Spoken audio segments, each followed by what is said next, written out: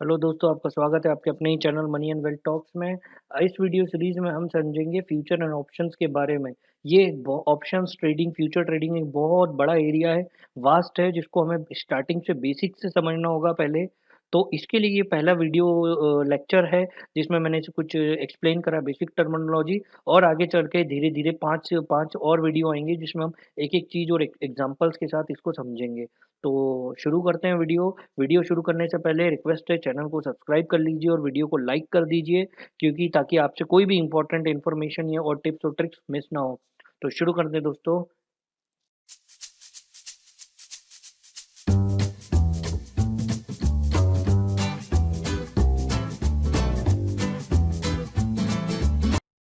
Topic है, इसको एक ही वीडियो के अंदर कंपाइल करना सही नहीं होगा।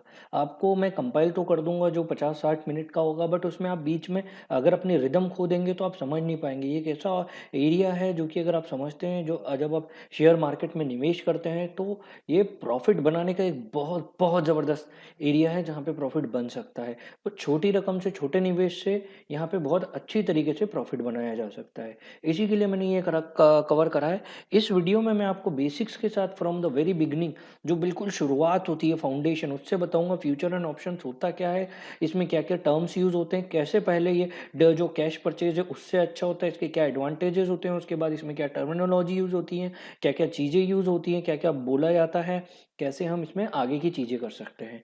तो शुरू करता हूँ मैं वीडियो। सबसे पहले मैं आप लोग को बताऊंगा वो फ्यूचर एंड ऑप्शंस होता क्या है। देखिए, बैकग्राउंड में आपको एक चीज़ का बता दूं। फाइनेंशियल मार्केट में होता है तो हम तीन टाइप के ट्रेड्स करते हैं। एक इक्विटी करते हैं, दूसरा कमोडिटी होता है, तीसरा फॉरेक्स होता है।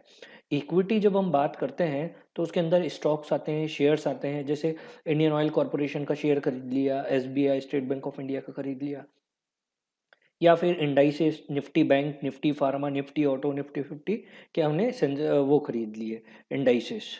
कमोडिटी जब हम बात करते हैं तो कमोडिटी जैसे कच्चा तेल हो गया, गोल्ड हो गया, चना होगा, इनके रेट ऊपर नीचे होते हैं, ये कमोडिटी ट्रेडिंग के अंदर आता है। फॉरेक्स में क्या होता है, करेंसी होती है, यूएसडी वर्सेस आईएनआर हो गया, पाउंड वर्सेस आईएनआर हो गया, स्विज की करेंसी से हो गया। तो अलग अलग करेंसी के हिसाब से ये चीज होती है। अब हम बात करेंगे इक्विटी के ऊपर। देखिए, यहाँ पे हमने बात करा तीन, हम जा रहे हैं एफ एंड ओ के अंदर। तो बैकग्राउंड बना रहा हूँ पहले मैं कि एफ एंड ओ किसके अंदर। अब हम जाते हैं इक्विटी के अंदर। इक्विटी में दो टाइप से हम ट्रेड कर सकते हैं। एक होता है कैश, दूसरा होता है डेरिवेटिव्स। कैश में कौन से आते हैं, स्टॉक, शेयर्स, आईओसी, इंडाइसेस, ये सब आते हैं। डेरिवेटिव्स में भी यही सारे आप ट्रेड कर सकते हो, बस इसका तरीका अलग हो जाता है। अब हम दोनों को समझेंगे कि कैश और डेरिवेटिव में डिफरेंसेस क्या हैं। देखिए, कैश में आप इंट्राडे कर सकते हो, जिसमें एक दिन सुबह खरीदा शाम को बेचा, स्विंग ट्रेड करते हो, बीटीएसटी करते हो, मार्जिन ट्रेडिंग करते हो। वहीं डेरिवेटिव्स में आप क्या करते हो, फ्यूचर एंड ऑप्शंस में ट्रेड करते हो। कैश में एक चीज हमेशा याद रखिए कि आप जो शेयर खरीदते हो कैश के अंदर, उसमें आप पहले खरीदते हो और उसके बाद उसे बेचते हो। अब वो जब आप बेच रहे हो तो उसमें आप प्रॉफिट में बेच रहे हो या लॉस में बेच रहे हो, वो आपके ऊपर है। मतलब जो शेयर प्राइस है उस पर डिपेंड करता है। ठीक है। वही आप जब वही जब आप डेरिवेटिव्स में ट्रेड करते हो, तो आप शेयर्स खरीदते हैं, बेचते हैं, वो एक लॉट साइज में बेचते हैं। ठीक है। और इसमें क्या होता है, आप कभी भी, मतलब आपने अगर नहीं भी खरीदा ना, इसमें आप, ऐसा जरूरी नहीं है कि आपको पहले खरीदना ही खरीदना पड़ेगा। इसमें आप जो लॉट साइज है, इसमें एक ऑप्शन होता है कि आप इसको सेल कर दो, एक लॉट को। आपको जैसे मालूम है कि इसका प्राइस गिरने वाला है, आप एक्सपेक्ट कर रहे हैं कोई चीज, तो उसको सेल कर देते हैं। हम ये सेल और बाय कैसे करते हैं, कब करते हैं, बाद में समझेंगे। अभी मैं आपको एक एग्जांपल बता रहा हूँ। क्या कि कैश में आपको पहले खरीदना पड़ता है, उसके बाद आप बेच पाते हो। वहीं आप डेरिवेटिव्स में बाय भी कर सकते हो और सेल भी कर सकते हो, कभी भी कुछ भी कर सकते हो। ऐसा नहीं है कि आपको पहले खरीदना ही पड़ेगा। इसमें कोई ऐसी एक मैंडेटरी रिक्वायरमेंट नहीं होती है। आगे चल के बात करते हैं। देखिए, शेयर प्राइस जब आप खरीदते हो कैश में, तो आप जितने शेयर खरीदते हो multiply by the share price of that particular stock की करते हो। आप एक शेयर या 100 शेयर खरीदो, इसमें कोई वो नहीं होता। डेरिवेटिव्स में जो ट्रेडिंग होती है वो लॉट साइज में होती है। इसमें आपको शेयर का प्राइस नहीं देना पड़ता। शेयर प्राइस के अगेंस्ट में एक होती है स्ट्राइक प्राइस और एक होता है प्रीमियम। आपको प्रीमियम जो है वो लॉट साइज के हिसाब से देना पड़ता है, और प्रीमियम जो होता है वो अलग अलग प्राइसों के लिए अलग अलग होता है। प्रीमियम, स्ट्राइक प्राइस, ये सब मैं आपको आगे चल करके इस वीडियो सीरीज में और अगली वीडियो सीरीज में पूरा समझाऊंगा। अभी मैं आपको सिर्फ एक बैकग्राउंड बता रहा हूँ कि कैश क्या होता है, डेरिवेटिव क्या है, दोनों में डिफरेंसेस क्या है। उम्मीद करता हूँ यहाँ तक आपको सब कुछ समझ आ गया होगा। आगे चलते हैं। Share purchase in cash segment do not have any expiration date. They will remain in your portfolio till the time you do not sell them. जब आप कैश परचेज करते हो शेयर के लिए, तो आप जो खरीदते हो ना उसकी कोई एक्सपायरी डेट नहीं होती। आपने आज खरीद लिया और आज आने वाले 5 साल के लिए रख लिया, कोई दिक्कत नहीं है उसमें, आपको कोई प्रॉब्लम नहीं होगी। ठीक है, ये आपके पोर्टफोलियो में हमेशा लगे रहते हैं। डेरिवेटिव्स में क्या होता है, डेरिवेटिव्स आप जब खरीदते हो तो इसकी वीकली, मंथली, डेली अलग अलग टाइप की एक्सपायरी होती है।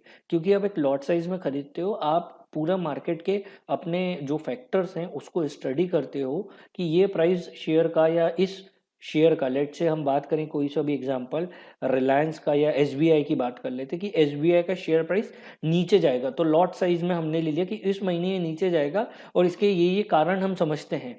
तो आपने लॉट लिया और उसको सेल करा, पुट ऑप्शन में डाला, और उस हिसाब से आपने बोला इस महीने के लिए इस एक्सपायरी तक ये प्राइस इतना नीचे जाएगा। अगर वो उतना नीचे जाता है तो आपको पूरा प्रॉफिट होगा। तो एफ एंड ओ में जो होती है वो एक्सपायरी होती है ट्रेड की, उस लॉट की।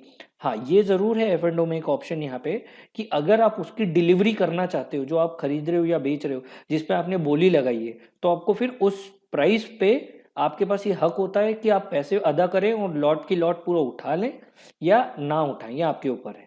ये सारा वो मतलब आपके पास एक ऑप्शन अवेलेबल रहते हैं फ्यूचर एंड ऑप्शन में, खरीदना है या नहीं खरीदना। बट इसकी एक्सपायरेशन रहती है ट्रेड की। जब एक्सपायरी आती है उसके पहले आपको ये डिसीजन देना पड़ता है कि आप इसको रोल ओवर कर रहे हैं या पूरा की पूरा खरीद रहे हैं, बेच रहे हैं, सॉरी, स्क्वायर ऑफ कर रहे हैं।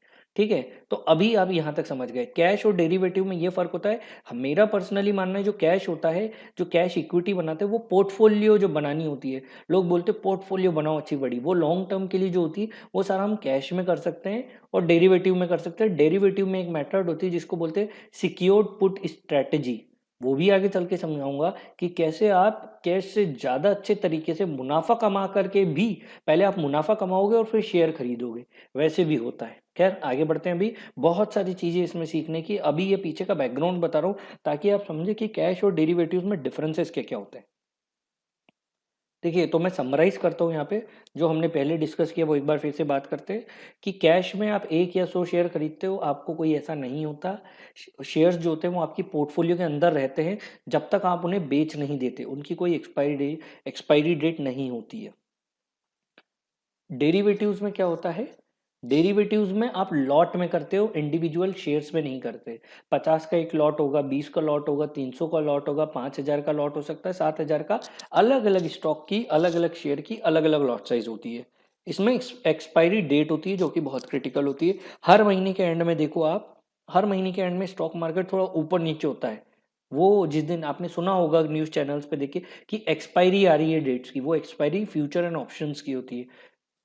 ठीक है, और इसमें जो ट्रेड किया जाता है, जो पैसा दिया जाता है, वो दिया जाता है प्रीमियम पे। शेयर मार्केट की प्राइस पे नहीं दिया जाता है कि इसकी स्टॉक की प्राइस क्या चल रही है, इसमें खेला जाता है प्रीमियम के ऊपर। ठीक है, तो आप यहाँ तक, मैं उम्मीद करता हूँ यहाँ तक पूरे समझ गए होंगे। अब हम इसके बाद आगे बढ़ते हैं डेरिवेटिव्स के ऊपर। देखिए, कैश परचेज की बात नहीं कर रहे हैं, हम जा रहे हैं फ्यूचर एंड ऑप्शन में। हम पहले फाइनेंशियल मार्केट से इक्विटी में गए, इक्विटी से दो में गए, कैश और डेरिवेटिव, और कैश और डेरिवेटिव्स में अब डेरिवेटिव्स में घुस चुके हैं। तो ये डेरिवेटिव्स होता क्या है, क्या नाम है ये डेरिवेटिव। देखिए, डेरिवेटिव इसलिए कहा जाता है इसको क्योंकि ये जो प्रीमियम होता है और जो स्टॉक प्राइस होता है, देखिए स्टॉक प्राइस तो कंपनी पे डिराइव करती है। कंपनी की जो असेट होते हैं, अंडरलाइंग असेट क्या होते हैं, किसी भी स्टॉक जो होता है उसकी प्राइस कहाँ से डिराइव होती है, उस कंपनी के असेट से।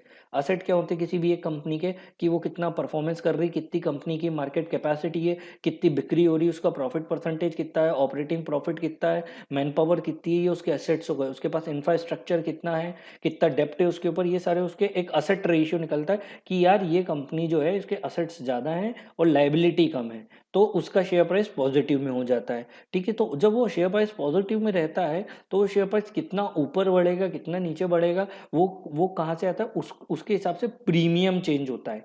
तो ये जो प्रीमियम और ये होता है, इसकी डिराइव जो वैल्यू होती है, ये कहाँ से होती है, अंडरलाइंग असेट से होती है। इसलिए इसको डेरिवेटिव्स बोला जाता है, क्योंकि अपनी वैल्यू जो है वो नीचे, जो असेट होते हैं, जो असेट के नीचे अलग अलग कंपोनेंट्स होते हैं, उनसे निकालता है।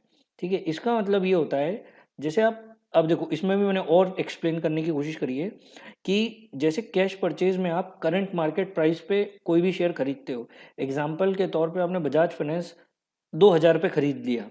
अब वो आपके ऊपर है कि ये मार्केट ये शेयर प्राइस ऊपर जाए या नीचे जाए, इसमें आप कुछ नहीं कर सकते। आपने खरीद लिया, अब आप बैठोगे तब तक जब तक वो आपको लगता है कि मेरे को रखे रखना है। ठीक है, अगर वो नीचे टूटता गया तो आप कुछ नहीं कर सकते, वो पूरा के पूरा आपके लॉस में आएगा। ऊपर गया तो आप उसको बेच करके निकल सकते हो प्रॉफिट बुक करने के लिए। वहीं डेरिवेटिव्स में क्या होता है, डेरिवेटिव्स में जो कि फ्यूचर एंड ऑप्शन होता है, उसमें हम आज की मार्केट प्राइस पे नहीं बात करते। हम बात कर रहे हैं आने वाले हफ्ते की, आने वाले 2 हफ्ते की, आने वाले महीनों की और आने वाले 3 महीनों की बात। मतलब बजाज फाइनेंस आज इस महीने का 28 तारीख है, 28 मई को आज ये प्राइस है।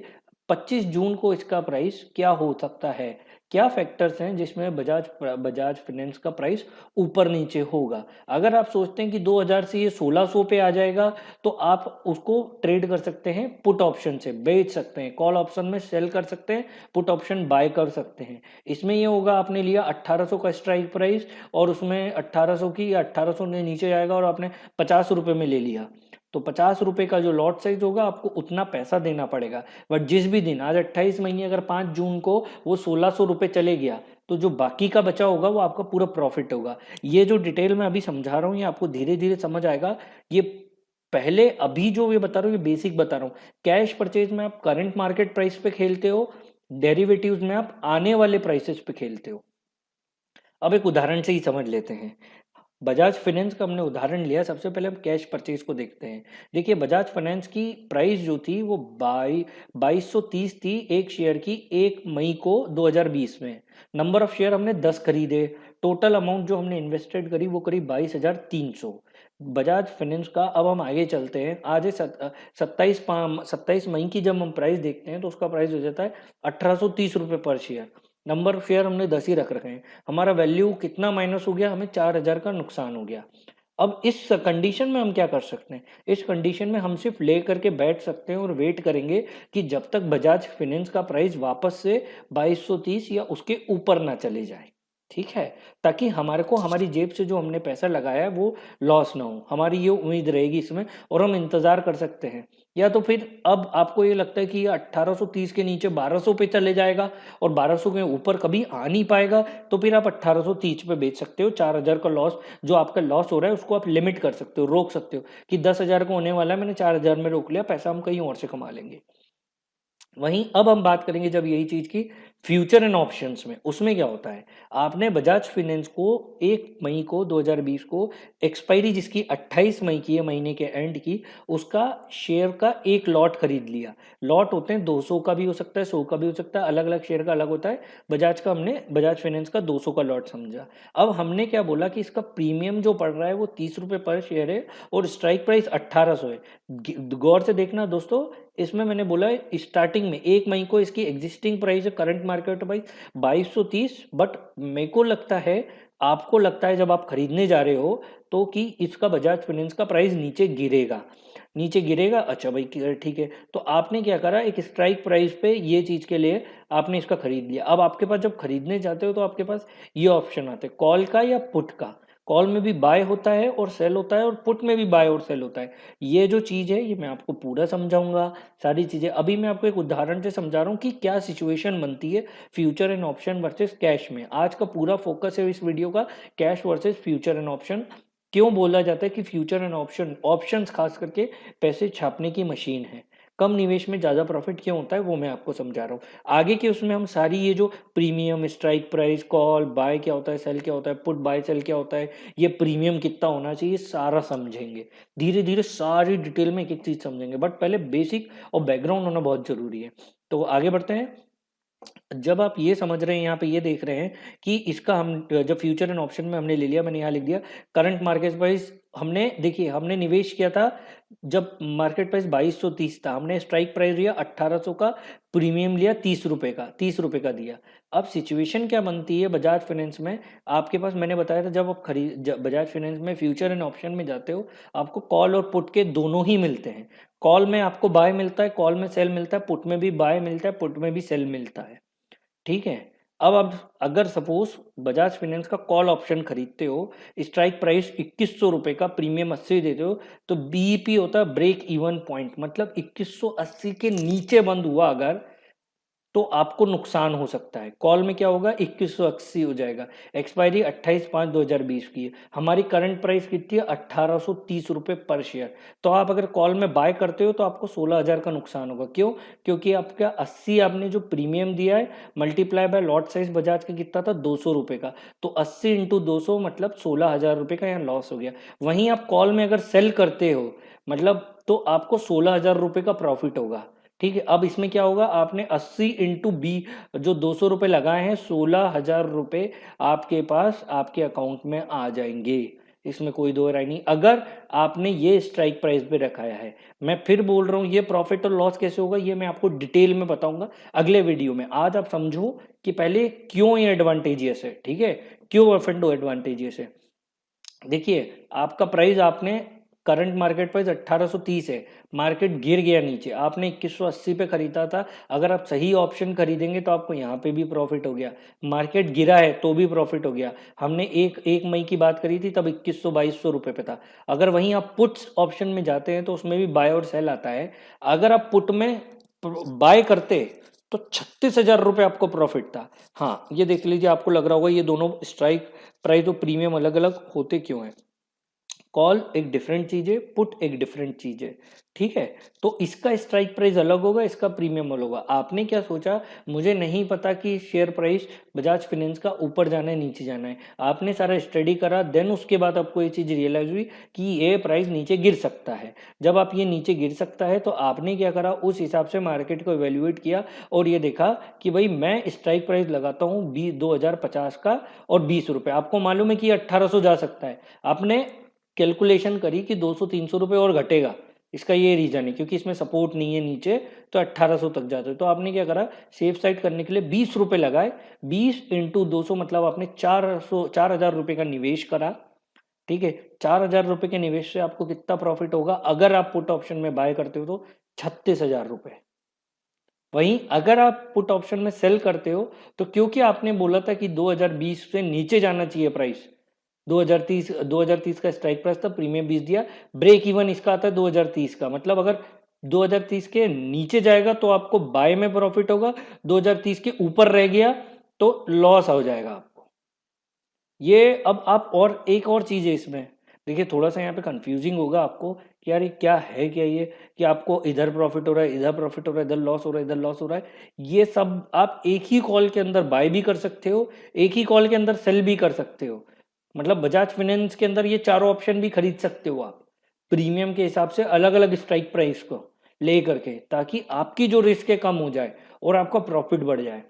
इसका एडवांटेज क्या होता है, देखो आपको मैंने फिर समझाया था, वहां पे आपको कैश परचेज में 22,300 रुपए देना पड़े थे, क्योंकि आपकी स्टार्टिंग प्राइस थी 2230 रुपए, आपने 10 शेयर खरीदे तो 22,300 रुपए हो गए। अब मार्केट गिर गया तो आपको 4,000 का नुकसान था और आप वेट कर रहे हो, आपको नहीं पता 1 महीने, 2 महीने, 6 महीने, 8 महीने, साल भर तक वो आएगा नहीं आएगा प्राइस। एफ एंड ओ में क्या हुआ, आपने प्रीमियम दिया लॉट साइज के मल्टीप्लीकेशन में। मतलब अगर आप कॉल में जाते हो जहाँ पे 80 रुपए प्रीमियम था, मल्टीप्लाई पे 200 करा, और पुट में जहाँ पे 20 या 30 रुपए प्रीमियम था, माफ करिए 30 कर दिया या 20 है, 20 रुपए प्रीमियम था, ये मैंने 20 लगाया यहाँ पे, गलती से 30 हो गया, तो ये 20 रुपए प्रीमियम है। तो मतलब 16,000 से 16,000 और 4,000 के निवेश में आप खेल कितने का प्रॉफिट और लॉस का खेल खेल सकते हो। आप देखो अल्टीमेटली आप इन चारों को प्लस कर लो, तो 16,000 जीरो हो गया, 36,000 और 4,000 32,000 हो गया। मतलब अब 32,000 1 रुपए से प्लस में ही हो गए एक तरीके से।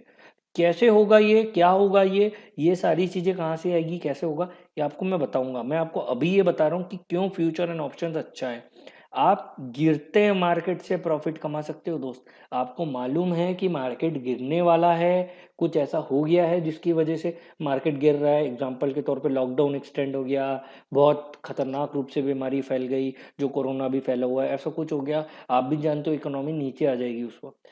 तो ऐसे में भी आप यहाँ प्रॉफिट कमा सकते हो। हालांकि ये जो जितना आसान दिखता है उतना आसान है नहीं। मैंने एक डिसएडवांटेज लिखा है कि trading in future and options required skill sets and ability to read market triggers and condition. मतलब आपको समझना होगा सपोर्ट कहाँ है रेजिस्टेंस, कहाँ है कोई शेयर कितना नीचे गिर सकता है, और उसके नीचे गिरेगा तो किस हिसाब से गिरेगा, ब्रेक लगेगा नहीं लगेगा, कौन से ऐसे अहम ट्रिगर्स हैं जिसकी वजह से मार्केट धड़ाम से नीचे गिर सकता है, किसके बीच में करेगा। ये बहुत सारी चीज होती है ये, बट समझना इतना कठिन नहीं है जितना ये सुनने में लगता है।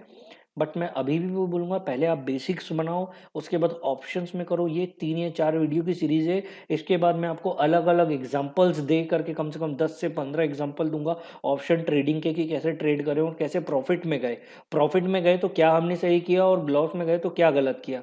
सारी चीज़ को लेकर के बताऊँगा। आज के वीडियो में हम यहाँ तक करते हैं। ये सारी चीज़ को आप एक बार और देखिए। वीडियो अच्छा लगे तो उसको लाइक करिए, चैनल को सब्सक्राइब करिए। अगले जो वीडियो आएगा उसमें मैं आपको इनके बारे में बताऊंगा कि कॉल और पुट क्या होता है। आप कॉल कब करते हो, कॉल में बाय कब करते हो, और कॉल में सेल कब करते हो। बाय में, पुट में बाय कब करते हो, पुट में सेल कब करते हो। मिनिमम प्रॉफिट कितना हो सकता है इसमें, मैक्सिमम लॉस कितना हो सकता है। ये स्ट्राइक प्राइस क्या होती है भाई, प्रीमियम कहाँ से निकल करके आता है। ये सारी चीज़ें ये समझना बहुत ज़रूरी है। आप अगर फ्यूचर एंड ऑप्शंस में ट्रेड करना चाहते हो तो मैंने इस वीडियो में जो आपको समझाया है, उम्मीद करता हूँ आपको समझ आया होगा। मैं उम्मीद करता हूँ कि आपने चैनल लाइक कर लिया होगा, चैनल को सब्सक्राइब कर दिया होगा, वीडियो को लाइक कर दिया होगा। इनफैक्ट मैं एक एक्सेल बना करके आपको भी दूंगा, सिर्फ उन्हीं को दूंगा जो चैनल को सब्सक्राइब करेंगे। नीचे कमेंट बॉक्स में अपनी ईमेल आईडी डाल देंगे। उनको एक एक को उनके ईमेल आईडी पे, इनके इनबॉक्स में एक एक्सेल शीट आएगी, जिससे वो बहुत आसानी से ये सारी चीज़ की, ये शेयर मार्केट में ये जो ब्रेक इवन पॉइंट है ये कहाँ है, ये सब बहुत आसानी से समझ सकते हैं। तो दोस्तों आज के लिए इतना ही। अगले वीडियो में मिलते हैं जिसमें मैं ये सारी डिटेल लेकर के आऊँगा। ठीक है, अपना ध्यान रखिए, स्टे इन्वेस्टेड, स्टे सेफ। पैसा कमाने का बहुत अच्छा मौका है। ठीक है दोस्तों, थैंक यू। वीडियो अच्छा लगे तो फिर से बोल रहा हूँ, लाइक करो। उम्मीद करता हूँ आपने सब्सक्राइब कर